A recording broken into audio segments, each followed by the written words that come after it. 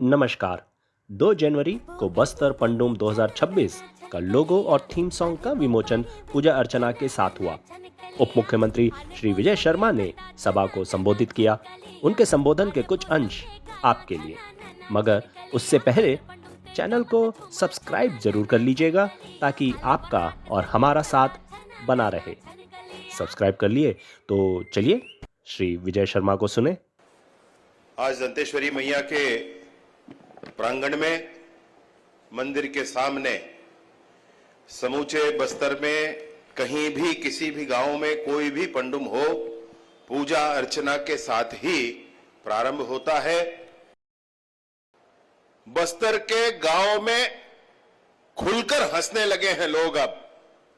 कारण यही है कि यह लाल आतंक बस्तर से समाप्त होने के कगार पर है। बस्तर के गांव गांव तक बड़ी स्पष्टता के साथ स्कूल, अस्पताल, आंगनबाड़ी, बिजली, पानी, सड़क पहुंचाने का काम किया जाएगा। पंडुम का शाब्दिक अर्थ सीधा सीधा उत्सव है। हम सब मिलकर उत्सव मनाते हैं। इस बार पंडुम को पूरी तरीके से मनाना होगा, चापड़ा चटनी भी खाना होगा करके। तो मैं केदार जी से इतना ही निवेदन करता हूं, मां दंतेश्वरी के आंगन में खड़ा हूं, माई से मनाता हूं, केदार जी मुझे माता अगली बार बस्तर के किसी गांव में जन्म दे देंगी, इतनी मेरी इच्छा है। मैं भी बस्तर का स्वर्ग जैसा जीवन जी लूंगा। तो पंडुम सामान्य नहीं है, इसके पीछे विज्ञान है। पंडुम, हमारे हर पंडुम के पीछे विज्ञान है। हमारे बड़े बुजुर्ग देखकर समझते हैं आम खाने योग्य हुआ कि नहीं हुआ। जब हुआ तब पंडुम होगा। पंडुम होगा तो संदेश है सबको कि यह आम का उत्सव हुआ है, अब आम खाने योग्य है। तो बस्तर ओलंपिक के कार्यक्रम में 3 तरह का खेल हुआ। वो लोग जो पुनर्वास किए हुए थे, जो भटक गए थे, हमारे बस्तर के युवा जिन्होंने पुनर्वास किया, उनका एक स्पोर्ट्स हुआ। वो लोग जिनको जो नक्सलवाद से पीड़ित थे, जो दिव्यांग हो गए जीवन भर के लिए, उनका एक खेल हुआ। और एक नॉर्मल स्पोर्ट्स जो हमारे बस्तर के युवाओं का हुआ, उसको मिलाकर के बस्तर ओलंपिक कहा हम लोगों ने।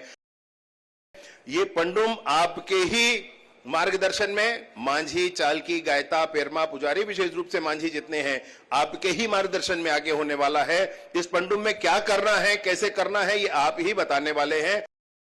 माननीय मुख्यमंत्री जी के निर्देशानुसार जिला पंचायत के सभागृह में भी मांझियों की विशेष सभा के लिए निर्णय हुआ है। और उस सभा के माध्यम से मांझी अपना प्रस्ताव भी जिले का पारित कर सकते हैं, इसका भी निर्णय हुआ है।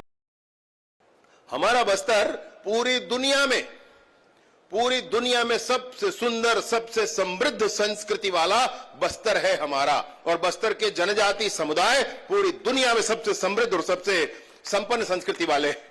और फिर भी भगवान जाने कहां बाहर से कोई आकर के हमारे गांव में 1-2 घरों को पकड़ करके और उसको कुछ ऐसा समझा देता है कि हमारा ही भाई हमारे बीच में ही खड़ा खड़ा पराया हो जाता है। वो बीपी, शुगर तो छोड़ दो, ये नया टाइप का बीमारी आ गया है।